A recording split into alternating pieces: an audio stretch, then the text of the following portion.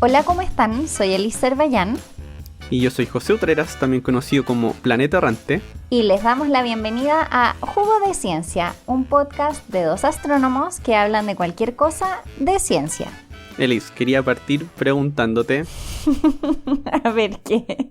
¿conoces a Marvin el marciano de los Looney Tunes? Ah, sí lo conozco, tiene un casquito, ¿no? Tiene como, Sí. es como verdecito y tiene un casquito. Sí, pues tiene un casquito. Ah, sí lo conoces. Pero creo que lo conozco como de haberlo ¿Conoces el visto personaje dibujado. de dibujo nomás? Claro, Ya. sí. ¿Nunca has visto un capítulo con Marvin el marciano? No, En nada. en nada. O sea, Marvin, me estás diciendo que es de Marte. Bueno, porque para mí era un extraterrestre, pero eso no implica que sea de Marte.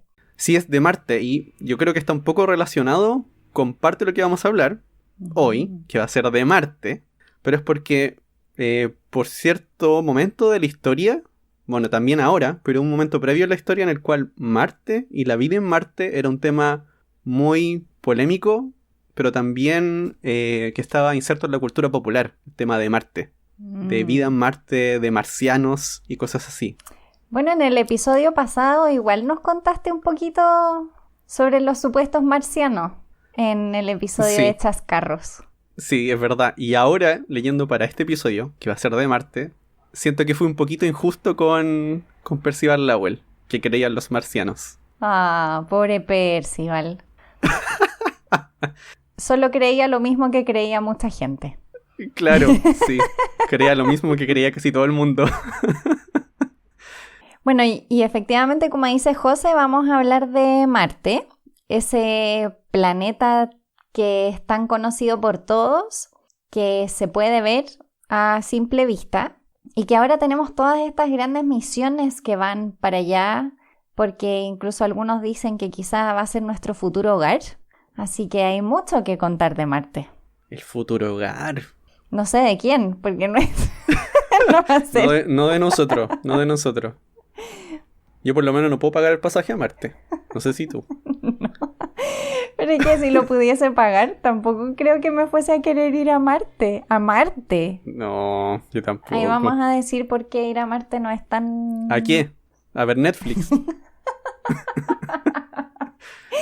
No va a llegar Netflix a Marte. No, pero va a tener su Netflix especial con series hechas en Marte. Ah, ¿verdad? Una teleserie marciana.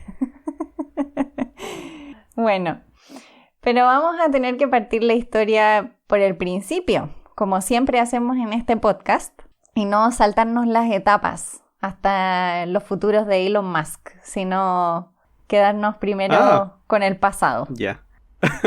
Ya vamos a partir en el pasado entonces. Y yo creo que merece la pena decir que efectivamente, como ya dije, Marte es un planeta que se puede ver a simple vista. Es uno de los objetos celestes brillantes que vemos en la noche y que es distintivo del resto porque tiene una tonalidad rojiza.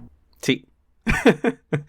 Digo sí porque vi a la Lisa así con cara de duda. No, es que había como había una moto de reparto, entonces hice silencio. Ah, ya. Y eso, por supuesto, tiene grandes implicancias porque nuestros antepasados, obviamente los objetos de los que más sabían o en los que más se fijaban eran los que se veían más brillantes. En este caso eran obviamente el Sol de día, luego la Luna, Venus y Marte.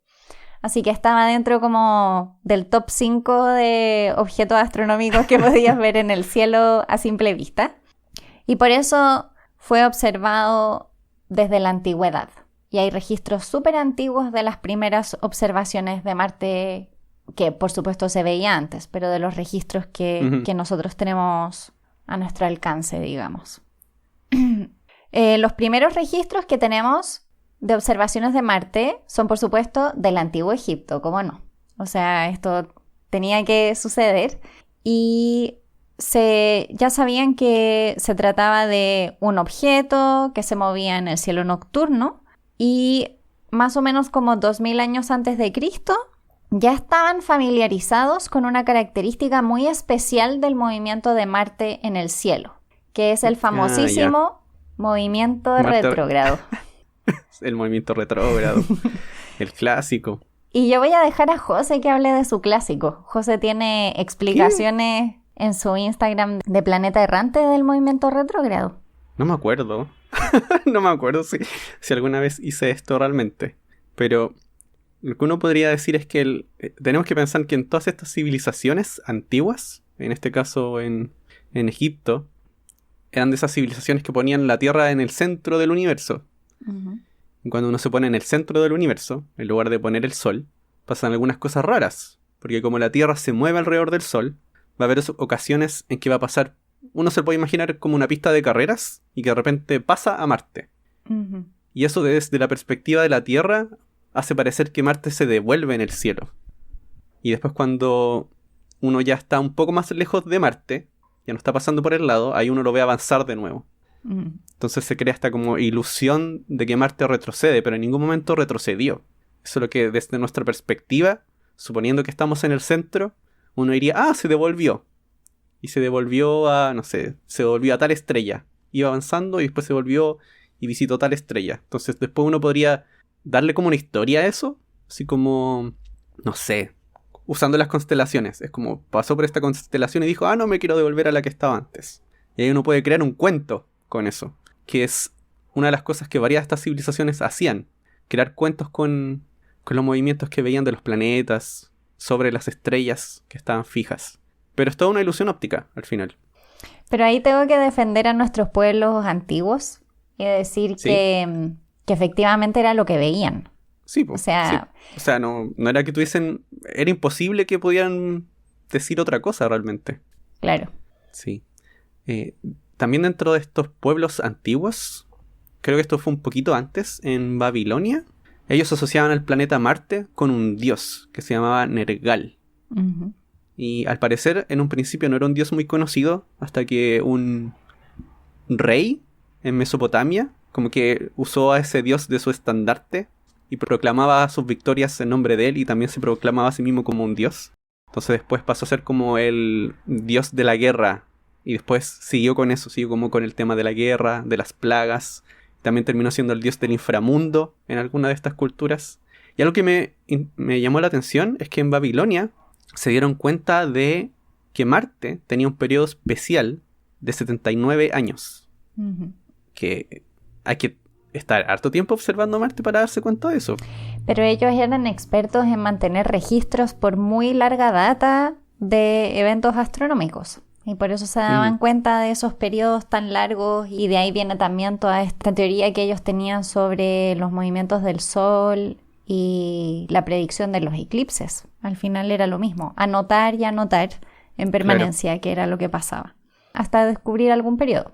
Ahí, para ir un poco más en detalle, lo que hoy sabemos es que, bueno, y también se puede ver, es que cada cierto tiempo Marte se encuentra mucho más cerca de la Tierra y se ve más brillante en el cielo. Eso es cuando Marte está en lo que llamamos oposición, y que ocurre como cada 2 años y 2 meses, por ahí en promedio, a veces menos, a veces más que eso.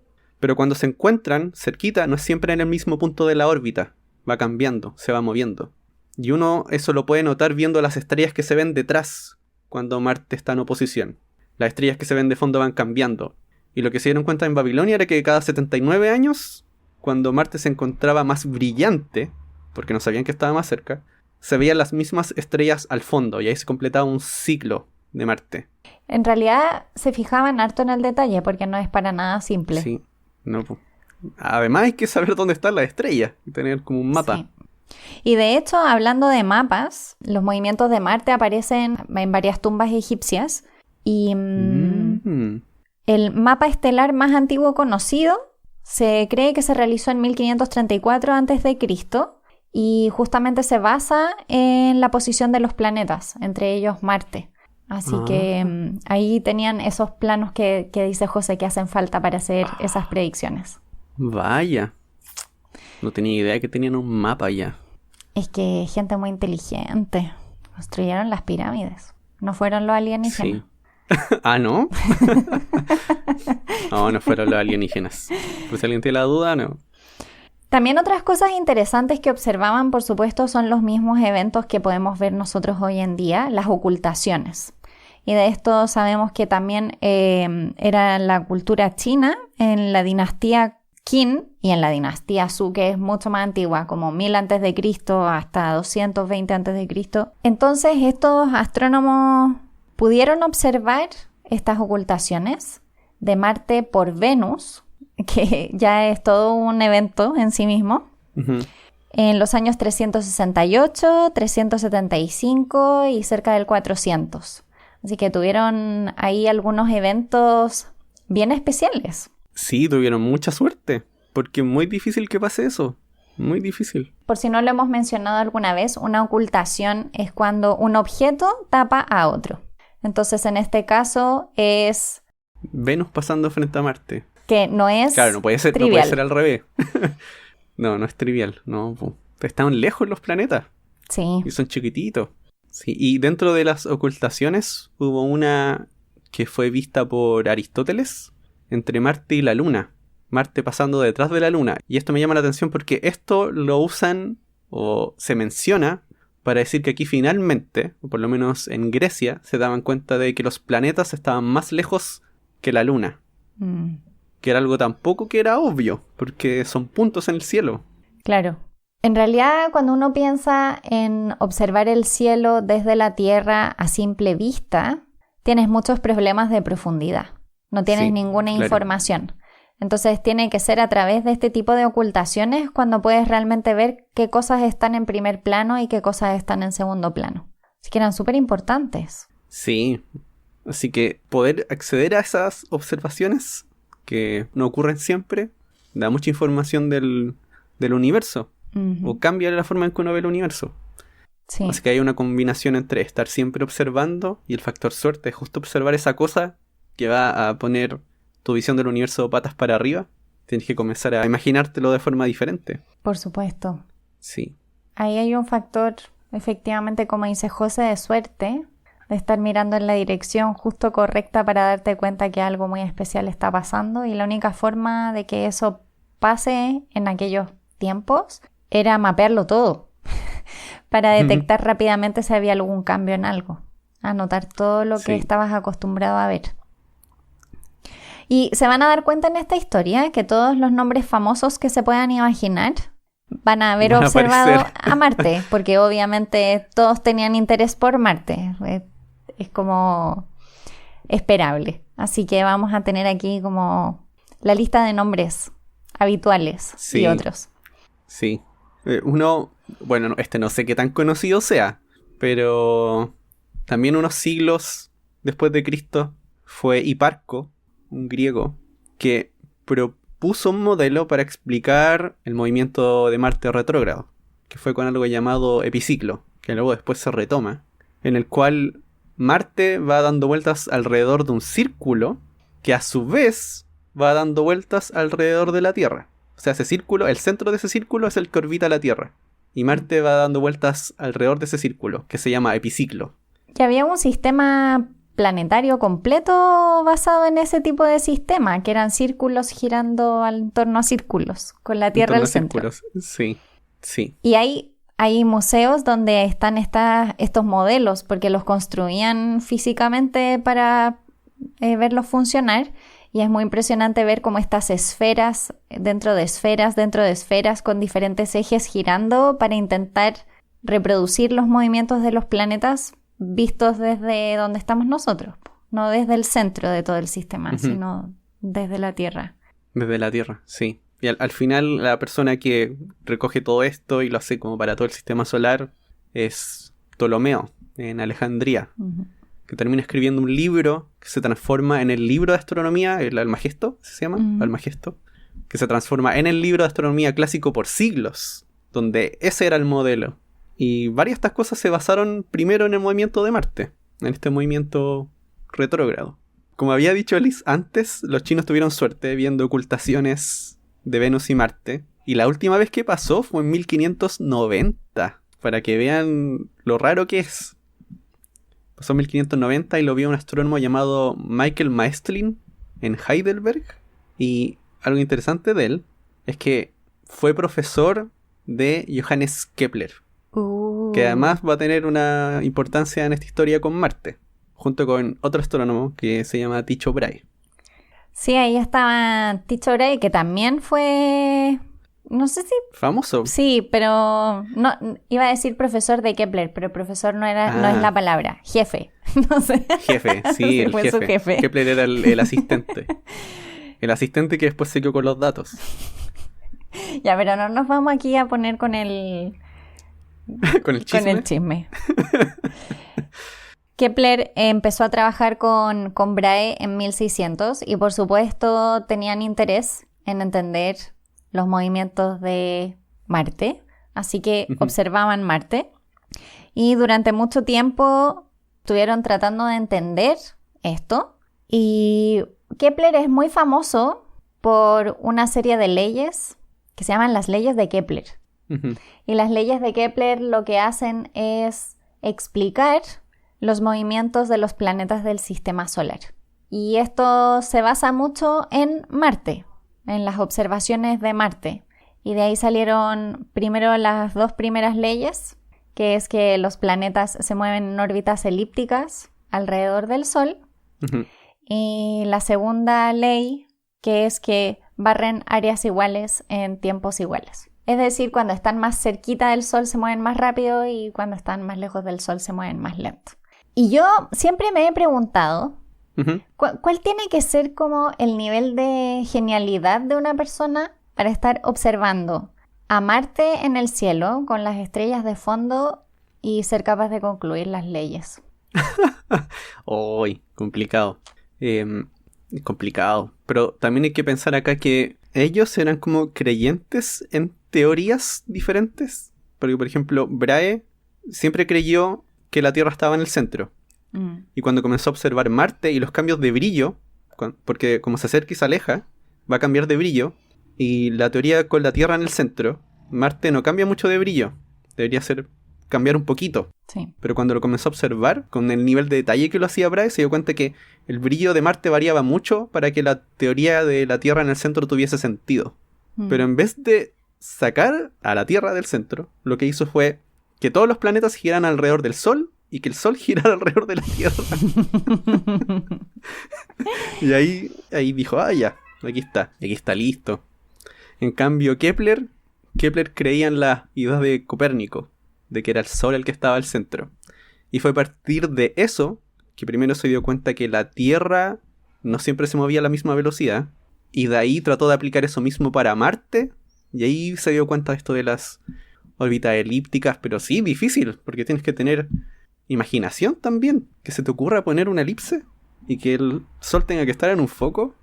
Además que nuestra órbita en particular no es muy elíptica que digamos como para darse cuenta a simple vista mirando el cielo. Sí, pero Marte tiene una elipticidad notoria dentro de los planetas. De hecho, Kepler dice, esta es una frase de Kepler, que dice, para llegar a este entendimiento era absolutamente necesario partir con el movimiento de Marte como base. De lo contrario, estos secretos se habrían mantenido ocultos. O sea, como para ver en perspectiva la importancia de Marte, de observar Marte para entender cómo se configura el sistema solar en realidad. ¿Y habrá pensado Kepler alguna vez que sus leyes iban a servir para todos los exoplanetas? No sé. No sé si habrá creído en esta idea de los múltiples mundos, que eran como ideas revolucionarias en esa época. Tal vez eran como los multiversos, sí. Claro, los multiversos de la época. Sí, los multiversos del siglo XVII. Pucha, ojalá eso querría decir que nuestros colegas futuros ya los multiversos se van a dar por hecho. Van a ser pan de cada día. Ojalá. Bueno, y es súper importante recordar que hasta este momento no hay telescopios. Eso, todo ojo desnudo. Justamente, sí. Ojo desnudo. Así que estamos hablando de todo lo que aprendían a ojo desnudo. Mucha gente nos pregunta qué telescopios comprar para niños. Y cuando contamos estas historias siempre pienso, en realidad no necesitamos un telescopio para empezar a ver el cielo y aprender del cielo. Hoy no, lo que necesitamos es cielo limpio. Sí. Cielo limpio y ver. Con esas dos cosas hay tantas cosas que aprender. Ver cómo se va moviendo Marte en el cielo, por ejemplo. Y darse cuenta que sigue un camino parecido al que sigue el Sol. Y ahí uno puede aprender algunas cosas. como que Marte se mueve en una órbita que está como en un plano donde se mueven casi todos los planetas, se mueven por esa misma línea. Y esas cosas uno las puede aprender sin la necesidad de un telescopio primero. Además, a veces como que los telescopios te impiden ver. ¿El como, todo? Sí, es como este dicho de el árbol no te deja ver el bosque. Siento que también es un poco eso, porque efectivamente con un telescopio chico hay muchas cosas que no se pueden apreciar mejor que a simple vista y uno se obsesiona también con ver más grande y dejas de ver como el perfil de la galaxia, todas esas cosas que se ven a simple vista y que son igual de impresionantes. Pero aquí me fui por la tangente total, así. Está bien, está bien. Y ahora de hecho podemos saltar, yo creo, a la nueva ventana que se abre para aprender de Marte, que es el telescopio. Claro. Sí, el telescopio que yo por mucho tiempo pensaba que lo había inventado Galileo, pero no, lo había inventado otra persona. Pero él fue el primero en darle uso astronómico, eso es lo que entiendo. Eso también entiendo yo, pero que capaz Sí. que nosotros no estuvimos ahí en los 1600 para saber nada de cómo pasó Claro. de verdad. Claro, pero no sé, es como la historia que recuerdo ahora, que trató de reproducir el mismo diseño para crear un telescopio y tener el suyo propio. Y con eso observar el cielo. Y ahí observó a Marte y pudo por primera vez ver el cambio en tamaño en Marte. O sea, ver un circulito. Veía un círculo brillante solamente, pero veía un círculo. Ya no era un punto en el cielo, no era un punto rojo. Y con el cambio de tamaño uno puede decir que se está moviendo tal y tal distancia de nosotros. Lo cual también sirve para mostrar que Marte está girando alrededor del Sol y no está girando alrededor de la Tierra. Y también él observó como cambios en la forma de Marte, porque Marte no está siempre igual de iluminado por el Sol, nosotros no lo vemos siempre igual de iluminado, y entonces era capaz de ver que a veces no era un círculo y era como un óvalo, y cambiaba un poco esa forma. Sí. Una cosa que me parece interesante, porque esta gente se conoce un poco, fue cuando descubrió 4 lunas en Júpiter, y ya teníamos una luna en la Tierra. Cuando anunció eso, Kepler le preguntó a Galileo por carta si es que podría ver Marte, por si es que descubría 2 lunas. Que eventualmente sabríamos que tiene 2 lunas, pero esto solamente se lo preguntó como por un orden geométrico. Así de que la Tierra tenga 1, Marte tenga 2, Júpiter tenga 4, Saturno tenga 8. Pero Eso se imaginaba Kepler. Claro. Entonces le dijo, podrías ver si Marte tiene 2, pero Galileo nunca llega a descubrir las lunas de Marte. Eso viene a pasar mucho después. Sí. Pero me llamó la atención eso, de que fuesen 2 lo que tenía en mente. Qué curioso, eso es casualidad total. Es como la obsesión por la aritmética. Sí, por la perfección en los números, en el universo. Y Mercurio y Venus, nada. O sea, 0 y 0 nomás. 0 y 0 nomás, sí. Bueno, y ahí empiezan estas observaciones de la superficie de Marte, ¿cierto? Un poco después también Huygens, no sé, nunca he sabido cómo se pronuncia tu apellido. Yo le digo Huygens, pero no sé cómo se dirá. Empieza a darse cuenta que la superficie de Marte tiene formas, no es lisa en color, no es pareja, claro, por decirlo tiene así. manchitas. Tiene manchitas, claro. Y ahí empieza toda esta idea de las manchitas y qué pasaba con las manchitas y de dónde venían y de qué eran, por qué habían manchitas. Y a mí igual como que me sorprende un poco porque la Tierra tiene muchas manchitas. Entonces efectivamente no debería ser como sorprendente y me imagino que era una mezcla entre que a pesar de, y esto es conjetura total, a pesar de que ya sabíamos que la Tierra no era el centro, igual, no sé, tu hogar es especial, ¿no? Y este planeta que está ahí es distinto, entonces no se puede dar de la misma manera. Pero de todas formas, estas primeras percepciones de manchas y también de observar regularmente Marte, también hace que se den cuenta de cuál es su periodo de rotación sobre sí mismo, porque en el fondo ven estas manchas aparecer y desaparecer y se dan cuenta de que el periodo de rotación de Marte es más o menos el de la Tierra, muy cerca de 24 horas. Entonces el día marciano y el día terrestre eran iguales, muy cercanos, no Casi, iguales, cercanos. Pero ver eso y es como, oye, que es parecido Marte a la Tierra. Y tiene manchitas, que seguramente tienen, o sea, por lo general las manchas se interpretan como océanos o lagos las primeras veces que se ven, que se les llama mares, Sí. en general. Así que es como, se parece mucho. Y de hecho Christian Huygens era una persona que pensaba que podría haber vida en Marte. Se imaginaba ese planeta habitado. Y vida inteligente, no cualquier Y tipo de inteligente vida. también. Bueno, creo Sí. igual tiene sentido pensar en lo de vida inteligente. Al principio no habían muchas teorías sobre vida muy básica en otros planetas. Primero más bien se iban como por lo más parecido a nosotros, y somos nosotros ahora los que cuando hablamos de vida en otras partes hablamos de vida mucho más simples, bacterias. Ujú. Pero ellos en la época no, por supuesto que no, pensaban en Claro. gente. Gente en Marte.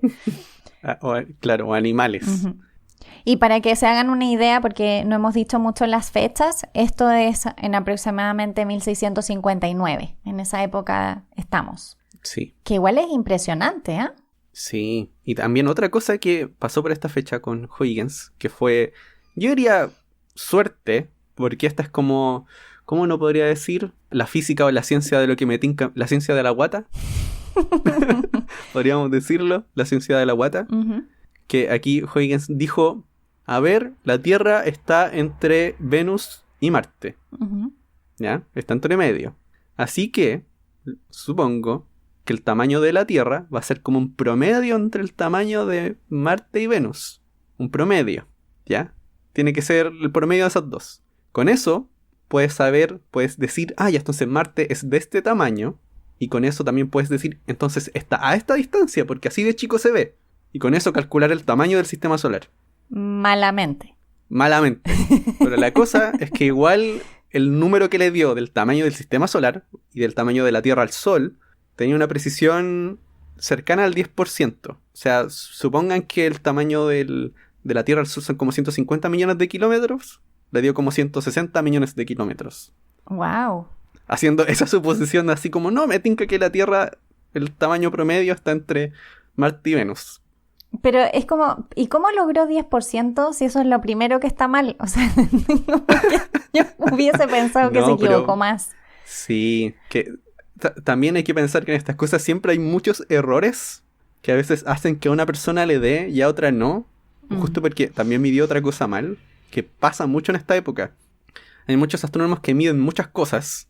A varios de ellos el valor no les da muy cercano, a otros les da cercano y esos son los que después quedan en el libro. Porque fueron los que se acercaron más. Sí. Pero uno se olvida de todas estas personas que también trataron de medirlo de la misma manera y no les dio. Porque es difícil. Pero ahí entre tanta gente alguien le va a atinar cerca. Eso es lo que uno no cuenta en realidad.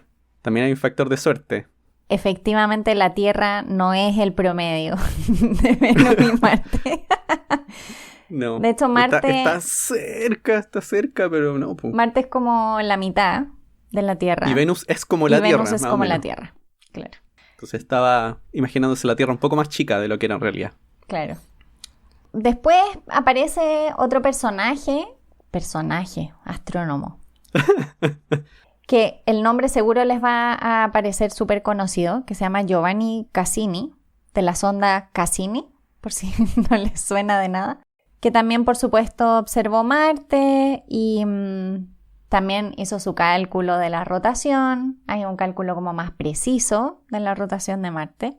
Él concluyó que la rotación eran 24 horas y 40 minutos, para ser más precisos. Pero después de Cassini Giovanni, aparece el sobrino de Cassini, que se llamaba Giacomo Filippo Maraldi, que también hemos hablado de él en otras ocasiones. Bueno, de todas estas personas hemos hablado en otras ocasiones.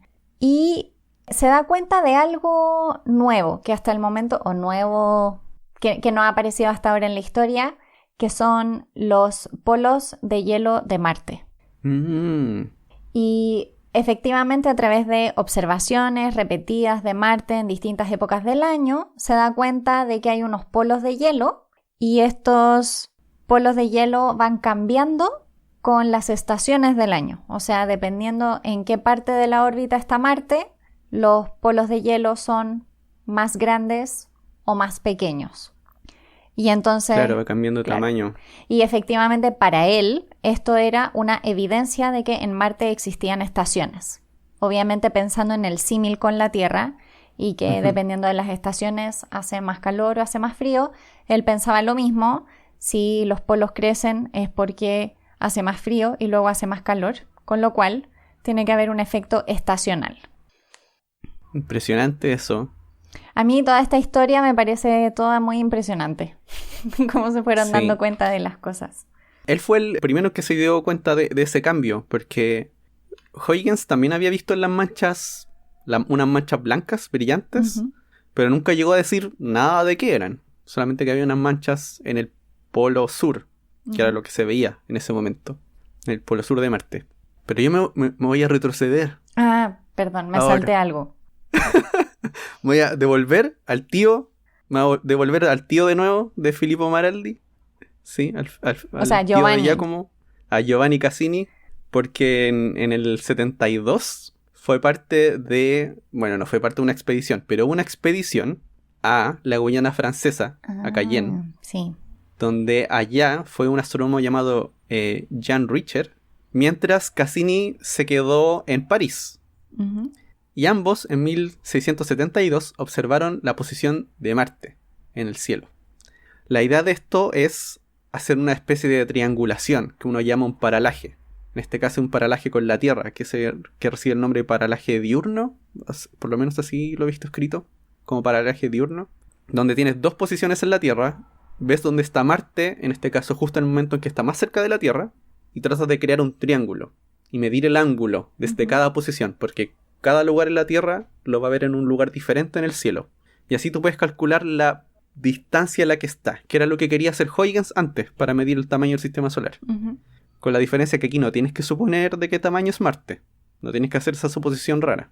Y ahí llegan como un tamaño también bien cercano. También como dentro de un 10% de error del tamaño real. Claro, sin hacer una suposición errónea. Eso ya es un gran avance. Sí. Así que este es como el primer cálculo más robusto, sin suposiciones un poco extrañas o extras que tienes que hacer para medir el tamaño del sistema solar. Por si no habían escuchado antes de paralaje, el paralaje también se sigue utilizando hoy en día. Utilizamos paralaje utilizando toda la órbita de la Tierra y eso te permite medir distancias cercanas con bastante precisión. Así que es una técnica utilizada hoy en día también. Elis, ¿te parece si hacemos una pausa ahora? Y volvemos después, continuamos con Marte. Ahí volvemos y así seguimos tirando nombres famosos. Ya.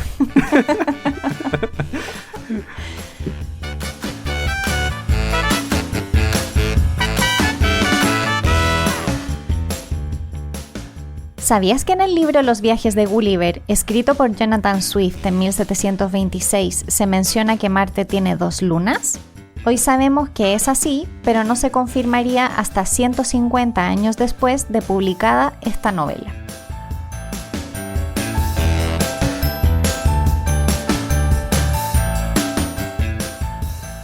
Y ya volvemos para seguir hablando de Marte. Y a ver, ¿con qué nombre famosillo nos vas a salir ahora, José? Un famosillo, con William Herschel. Sí, un mega famoso. Sí, famosísimo en el mundo de la astronomía. William Herschel, también se puede observar Marte. Este año es por el 1783. Y algo que observa él es una ocultación de nuevo, pero en este caso son estrellas que pasan detrás de Marte. Y aquí había un efecto que ya se conocía en el caso de cuando se observaba Marte en la Tierra, o se observa cualquier cosa desde la Tierra, se sabe que cuando las cosas se acercan al horizonte, no están donde uno cree que están, por un efecto de la atmósfera, que es la refracción de la atmósfera. Por ejemplo, cuando ustedes ven el Sol, cuando se pone, el Sol en realidad está mucho más abajo de lo que parece. Pero la luz del Sol se curva cuando viene desde el vacío del espacio y entra a la atmósfera, esa luz sigue un camino curvo. Este es un efecto que se conocía hace tiempo y que de hecho varias de estas personas que trataron de observar Marte sabían que tenían que tener cuidado cuando medían su movimiento. En este caso, Ahora estamos hablando de observar estrellas pasar frente a Marte. Y si Marte hubiese tenido atmósfera, cuando esas estrellas se acercaran mucho a Marte deberían moverse de una manera rara. Por la refracción de la atmósfera en Marte. Pero Herschel vio que no se movían. O sea, seguían su trayectoria que uno suponía que iban a seguir. O sea, ¿no había atmósfera? Claro, o era muy débil, o era muy tenue la atmósfera. Y lo concluye a partir de esto. Ahí ya tenemos un problema, porque con toda esta creencia de algunas personas de que había vida, tener un planeta sin atmósfera no son buenas noticias. Ni mares tampoco. Claro, ni mares, sí. Pero esa no es la única cosa que descubriría Herschel. Y eso no era suficiente. No era suficiente. Tenía que acaparar descubrimientos. Sí. Lo otro que se daría cuenta Herschel, viendo cómo se va moviendo Marte, cómo va rotando, es que tiene una inclinación de 30 grados con respecto a su órbita, tal cual pasa en la Tierra. O sea, no son 30 grados aquí, son como 23, pero tiene una inclinación en su eje de rotación, que tampoco se aleja mucho en número a la Tierra. Y esto da origen a las estaciones marcianas. También hay verano, invierno, si uno podría definir eso. Y eso también traía consigo un cambio en los casquetes de hielo, que él interpreta como que son de hielo y nieve, que crecen y se achican dependiendo de la estación. Y ahí está la confirmación de esas teorías anteriores de que efectivamente Marte tenía estaciones. Tenían pruebas indirectas, pero no tenían todavía como ese conocimiento del movimiento real de Marte para generarlo. Sí. Y mientras estaba leyendo esto me topé con 2 astrónomos que en algunos artículos antiguos, libros viejos, los nombraban casi como héroes de la investigación en Marte. No sé, los ensalzaban mucho. A ver, sorpréndeme porque no sé quiénes son estos héroes. Yo tampoco, nunca había escuchado de ellos. Que son... Pobrecitos los héroes, sí, como escondidos. Pobrecito. Que son Wilhelm Beer y Johann von Madler. Y Wilhelm Beer tenía dinero, tenía plata, ¿ya? Y tenía un observatorio privado cerca de Berlín. Y Johann von Madler era un buen astrónomo. Entonces, la parte de la historia es que en realidad Wilhelm le prestaba el observatorio a Johann von Madler y era él el que hacía todo el trabajo. Y lo que hacían era observar por mucho tiempo Marte y tener varias observaciones de Marte, de varias de sus caras, por mucho tiempo. Y luego con toda esta información crean el primer mapa más o menos detallado de la superficie de Marte. Así como ya tienes como el primer mapa, se dice cartográfico de Marte. Y además como habían observado por tanto tiempo, esto también les permitió poder medir bien la rotación de Marte, porque como tienen muy caracterizada toda la superficie de Marte, eso les permite medir muy bien la velocidad de rotación. Y llegaron a un valor de 24 horas, 37 minutos y 22.6 segundos, lo cual tiene 0,1 segundos de error.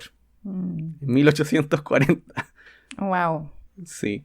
Bueno, también ellos fueron famosos, en realidad, por lo que más fueron famosos fue por hacer mapas de la Luna, hacer mapas completos de toda la superficie lunar. Pero entre estas cosas se dedicaron a Marte. Y los llamaban, esta era una palabra que no conocía, areógrafos. Yo tampoco había escuchado esa palabra. Como cartógrafos del espacio. Sí, no, pero es areógrafos, que viene de Ares. De Marte, claro, Ares. Sí, Marte. que es la versión griega de Marte, el dios de la guerra.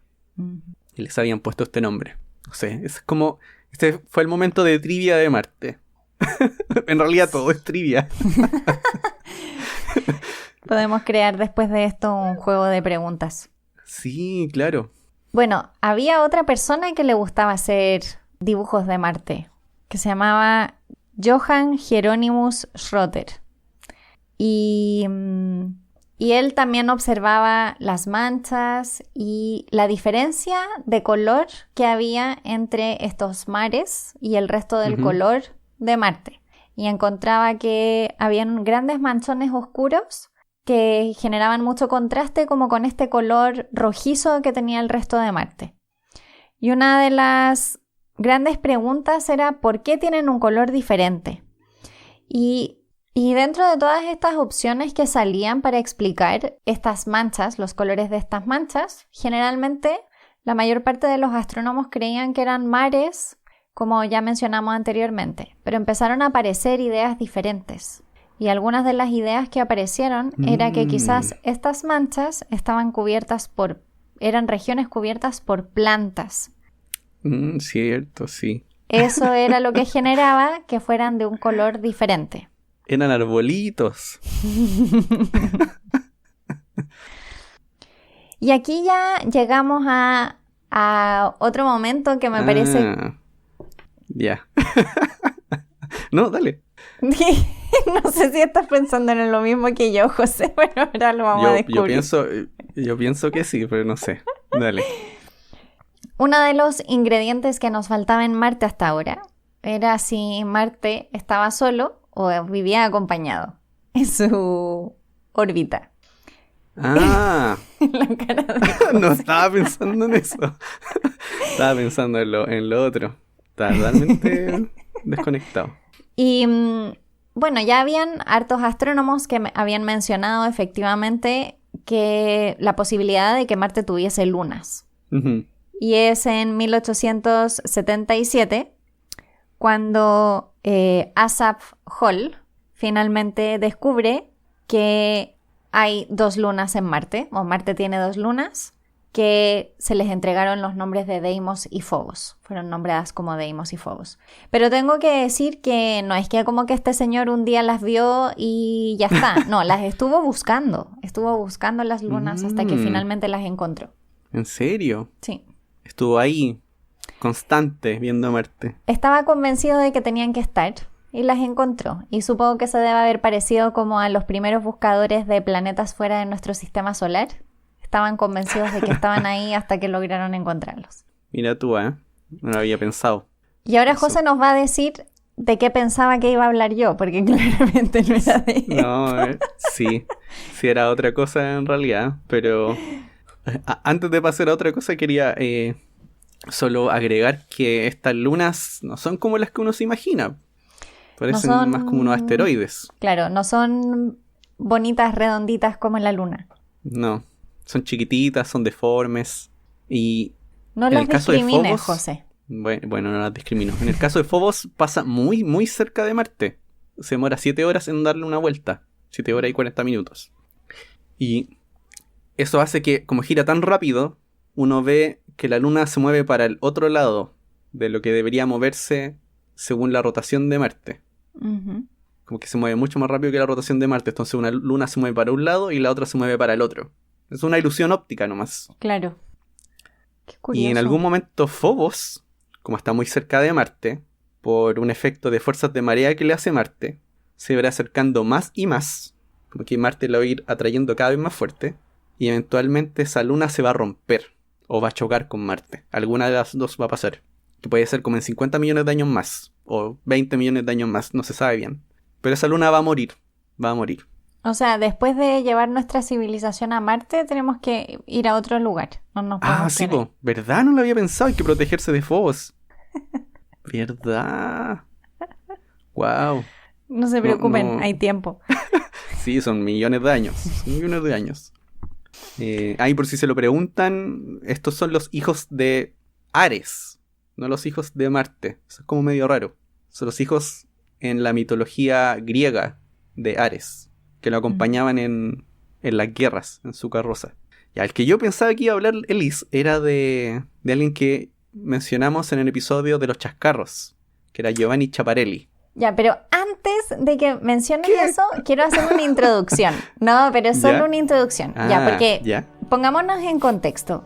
Ya han observado durante miles de años a Marte.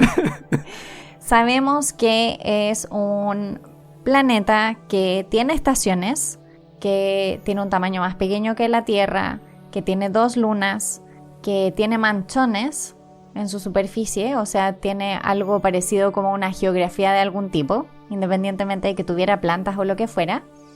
Y entonces tiene como ciertas similitudes con la Tierra que generan este pensamiento un poco bastante aceptado colectivo de que debe haber vida inteligente en Marte. Y eso genera, yo creo, en gran medida, lo que va a decir José ahora. Claro. Porque igual Porque uno ve lo que quiere ver un poco. Sí, claro, uno ve lo que quiere ver. Si uno ya tiene la idea de que hay vida en Marte, esto como tiene un poco más de sentido. Porque 1877 también fue el año que Giovanni Schiaparelli dijo haber visto canales sobre la superficie de Marte por primera vez. Y aquí es donde comienza esta historia de que hay marcianos en la superficie. Marcianos que pueden construir cosas. Ingenieros. Ingenieros, marcianos ingenieros. Aquí empieza Ingenieros toda esta de historia. Harvard en Marte. Claro. No, mucho más, pues, mucho más. Mucho mejor que un ingeniero de Harvard. Hay que traer ingenieros del espacio. Hay que traer profesores del espacio. Para que vengan acá a la Tierra. Y 2 años después, porque cada 2 años, más o menos, Marte vuelve a estar cerca, dice que vio canales dobles. O sea, que hay un canal y pasa otro canal por el ladito. Entonces eso tampoco puede ser coincidencia. Tiene que ser como obra de una mente inteligente. ¿Cómo por producto del azar vas a tener 2 líneas paralelas que crucen la superficie?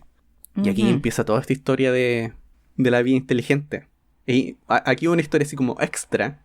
Esto unos años después, 1891, que yo no sé si lo viste, Liz, pero había una millonaria, una mujer muy millonaria, que se llamaba Clara Goguet Guzmán, que era de Francia, que ofrecía un premio de 100.000 francos por comunicarse con extraterrestres. Wow.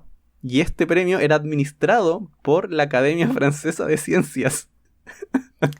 Pero está bien, mira. Hoy en día el proyecto SETI no recibe financiamiento del Estado. Hoy, cierto.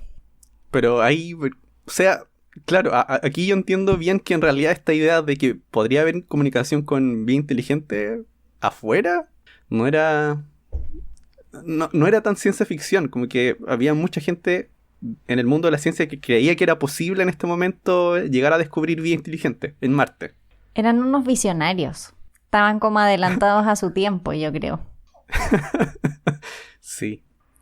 Le tenían mucha fe a Marte. Yo creo que en aquel entonces quizá también los avances en biología y en evolución no eran tan avanzados como lo que sabemos ahora, que efectivamente generar vida no es tan simple. Que no quiere decir que no haya vida en otros lugares, pero no es tan simple. No, encontrar no es tan fácil. Vida como compleja en algún lugar. Sí, así como, oh, hola marciano, ¿cómo estás? Dame tu WhatsApp. No es tan fácil. Bueno, esta historia de los canales, José ya dijo que hablamos de ello y se los repetimos. Si quieren conocer con más detalle esa historia, pueden ir a nuestro episodio de Chascarros 2 y ahí José cuenta la historia completa de los canales. Una historia bien detallada, sí. Sí, pero eso hace que en realidad se generen muchos problemas también, porque si bien la comunidad durante un tiempo estaba como más o menos de acuerdo con que podía haber vida y que podían contactarse con ella, después de un tiempo igual Marte pierde prestigio. ¿Sí? Estas ideas como que estas ideas como que ya no son tan bien vistas. En algún momento las cosas cambian y cambian porque se descubren nuevas cosas, como por ejemplo la temperatura de Marte. Ya. Porque hasta ahora sabemos que o no hay atmósfera o es fina, pero habían estaciones, como que había todavía, digamos, como una esperanza. Sí, sí había una esperanza. De hecho, antes de que pases a eso, de la temperatura, quería contar otra cosa que también me impresionó con esto de la vida inteligente, que viene aquí de esta idea de que hay marcianos. Que de aquí para poner contexto, en 1897 se publica La Guerra de los Mundos, así que tenemos historias de extraterrestres. Y en 1899, Nikola Tesla, no sé si viste esa historia. No. Nikola Tesla observó unas señales repetitivas en ondas de radio que estaba recibiendo y que él asumió que venían de otro planeta y que posiblemente eran de Marte. Y mira, esto es lo que dice Nikola Tesla. Dice, fue un tiempo después que la idea cruzó mi mente de que las perturbaciones que observé eran producto de un control inteligente. A pesar de que no pude descifrar el significado, era imposible para mí pensar que eran accidentales. La sensación crece en mí constantemente, que he sido el primero en escuchar el saludo de otro planeta. A ese nivel. Si había gente que creía que había sido contactado por los marcianos. Bueno, ya habían libros que escribían, que defendían estas cosas. El libro de Lowell, por ejemplo. Sí. Que defiende sus teorías. Y es en 1907 que Alfred Russel Wallace, que es un biólogo, escribe un nuevo libro. Porque, bueno, parece que el Twitter de la época eran libros. Eran los libros. Hay distintas etapas. O sea, hay etapas donde Twitter son cartas y eso. Ahora parece que eran libros. Y él en el libro dice que Marte es completamente inhabitable. Y lo que él hizo fue utilizar la luz que venía de Marte para hacer una estimación de la temperatura. Y la temperatura que él estimó era menos 37 grados centígrados.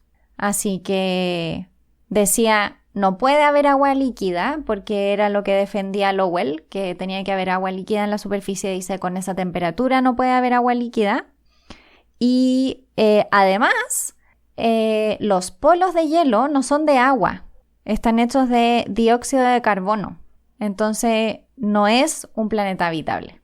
O sea, estamos hablando de otra cosa. Es otra situación. No estamos hablando de una Tierra con una atmósfera más fina. No es eso. Y creo que fue una buena cosa que alguien como que devolviera un poco de realidad a todo lo que estaba pasando. Porque se estaba como saliendo un poco de control. Sí, se está saliendo de control. Pero luego de eso, en el episodio pasado habíamos mencionado que de a poco las nuevas observaciones no van encontrando nada. Los canales desaparecen cuando los telescopios mejoran. Siguiendo con la medición de la temperatura en Marte, en 1924 también comenzaron a medirla unos astrónomos que se llamaban Seth Barnes y Edison Petit, que comenzaron a medir diferencias de temperatura. O sea, cómo fluctuaba la temperatura, en qué rangos. Que iba de menos 68 grados en el polo a 7 grados como en el ecuador. Entonces ya podían ver diferencias de temperatura sobre la superficie. Uh-huh. Y también podían ver que durante la noche la temperatura bajaba a menos 80. Así que aquí ya estaban viendo estas fluctuaciones de temperatura y viendo que además en general era un planeta muy muy frío. Y una de las cosas que uno termina aprendiendo, aunque no sé si es en este año, pero como Elisa había dicho que era dióxido de carbono, es que justamente hay nubes donde puede caer nieve de dióxido de carbono en Marte. Entonces tiene un clima muy extraño. Sí, de aquí en adelante empiezan un poco los descubrimientos también como de la atmósfera, de realmente... Porque hasta ahora solo mencionamos que habían habido observaciones que decían que o no había atmósfera o era muy fina, pero no había mucho entendimiento de qué estaba hecha esa atmósfera si es que estaba ahí. Y ya los años habían pasado y empezábamos a tener acceso a la tecnología suficiente como para poder analizar esa atmósfera mejor. Sí, de hecho un año después, en 1925, Donald Mensael, que trabajaba en el observatorio de Lowell, donde está toda esta gente que creía en los marcianos, uh-huh. Ahí él ve que la presión atmosférica en Marte es menor que 1/10 de la Tierra. O sea, y es mucho más bajo que eso, es como uh-huh. 1/100 de la Tierra. Pero ya con eso también no puedes tener agua líquida en Marte, si es que no tienes una presión atmosférica lo suficientemente grande.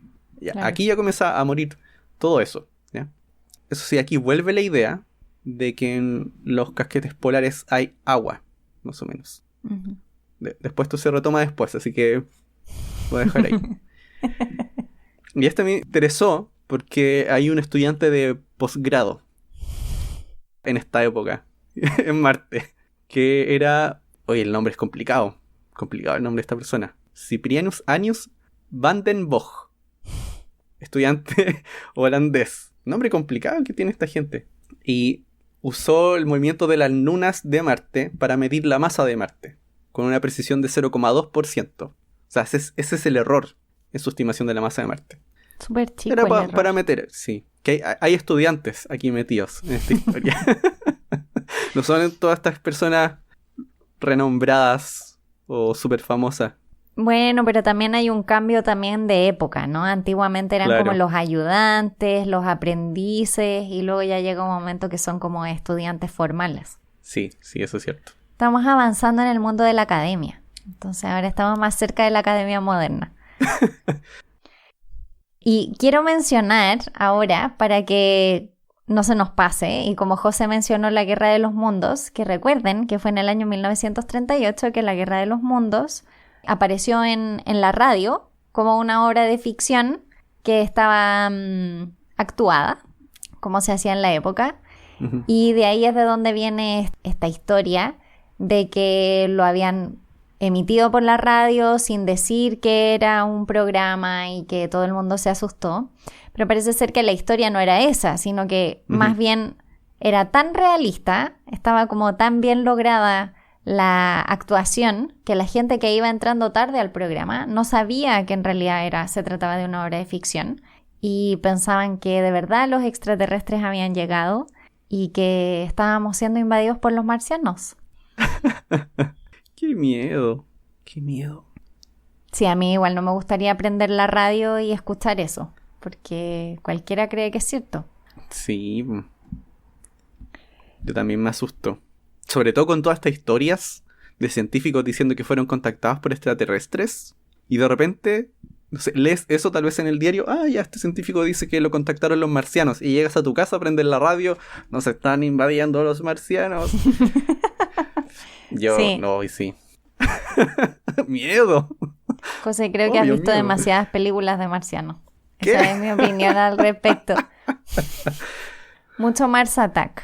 Mucho Mars Attack. Buena película. Pero ya saben, ¿qué es lo que hay que hacer? La música y el agua los mata, dependiendo de la película. Claro, ¿no? Por si acaso, tener los dos a mano. Sí. Bueno, aquí yo tengo otro nombrecito que mencionar. Tengo a Gerard Kuiper en 1952, que por primera vez con tecnología moderna intenta determinar cuál es la composición de la atmósfera de Marte. Y para eso utiliza líneas espectrales, o sea, hace un análisis espectral de la atmósfera. Y recordamos que las líneas espectrales son como las huellas dactilares de los elementos químicos en el universo. Y en este caso particular lo estaban aplicando en Marte. Y descubre que hay líneas de dióxido de carbono en abundancia, por decirlo de alguna manera. Mucho dióxido de carbono. Y también hace una estimación también de la presión de Marte. Los estudios de la atmósfera empiezan como a avanzar rápidamente en esa época.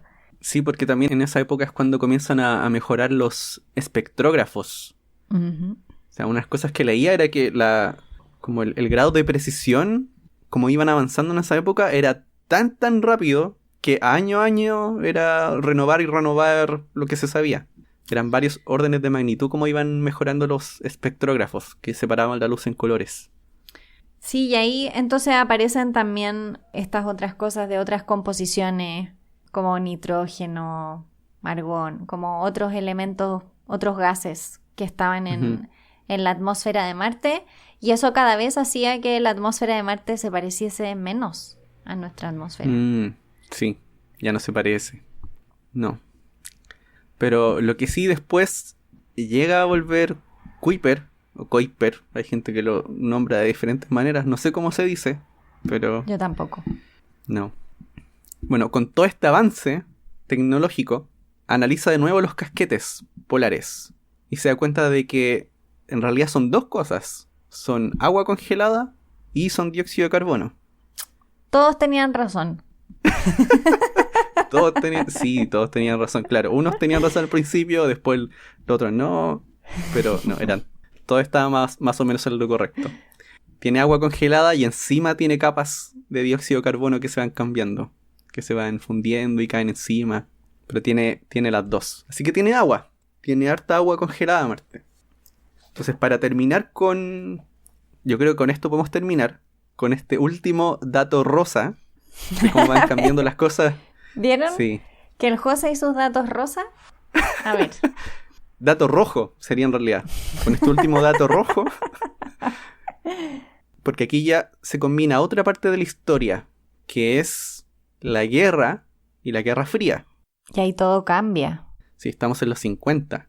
Ya tenemos gente que tiene bombas nucleares o está desarrollando bombas nucleares. Y un astrónomo japonés que se llama Sadao Seiki dijo que vio una nube, una de estas nubes con forma de hongo, en la superficie marciana. O sea, diciendo de que había marcianos que estaban... Había caído una bomba atómica en Marte. Sí, pero yo creo que le estaba diciendo que había marcianos que estaban teniendo guerra en Marte. Pero nadie más vio esa bomba. Fue la única persona que lo vio, así que nadie le creyó. Yo creo que había muchos traumas ahí. Sí, yo creo que habían traumas mezclados con las cosas que están observando y ver algo ahí, a lo cual le tienes miedo, las bombas. Porque imposible que hayan mandado un misil a Marte en ese tiempo. Imposible. No, en ese tiempo no. O sea, te iba a decir, uno nunca sabe, pero no, en ese tiempo, o sea, al menos hasta Marte no. No. No, y tampoco la Luna, no sé. No, pues. Ya. Pero yo creo que con eso podemos terminar porque justo aquí, con esta parte de la Guerra Fría, viene una nueva temporada de la exploración de Marte. Una nueva época. Todo cambia, todo cambia. Ya no es solo exploración con telescopios desde la Tierra, la tecnología avanza súper rápido, se hacen grandes descubrimientos. O sea, no que estos no hubiesen sido grandes, pero se hacen grandes descubrimientos en ventanas de tiempo más pequeñas. Y se conoce el planeta desde otro ángulo, literalmente. En primer plano. Claro. Así que eso lo vamos a dejar para la parte 2 de Marte. Parte 2, sí. Prepárense para la parte 2. Va a estar entretenida. Parte 2, exploración de Marte desde el espacio. Sí, con chascarros, como siempre. Por supuesto, bueno, ya hemos contado algunos. Sí, de hecho creo que vamos a volver a uno de esos que ya habíamos contado. Y con eso, con este fin, les recordamos que nos pueden apoyar en Patreon, donde nos pueden ayudar directamente para que nuestro podcast siga y sea cada día mucho mejor. Así que si nos quieren apoyar, pueden ir a patreon.com/jugo de ciencia. Igual me da risa eso de cada día mucho mejor. Nosotros le ponemos todo el empeño para que sea cada día mucho mejor. Claro, sí. Y recuerden que si quieren ponerse en contacto con nosotros, pueden seguirnos en redes sociales. Somos Jugo de Ciencia en Twitter, Instagram y Facebook. O pueden escribirnos a jugodeciencia@gmail.com, donde José amablemente les contestará. Y esperamos que este episodio marciano, este episodio rojo, les haya gustado mucho. Y nos vemos en el próximo. ¡Chao! ¡Chao!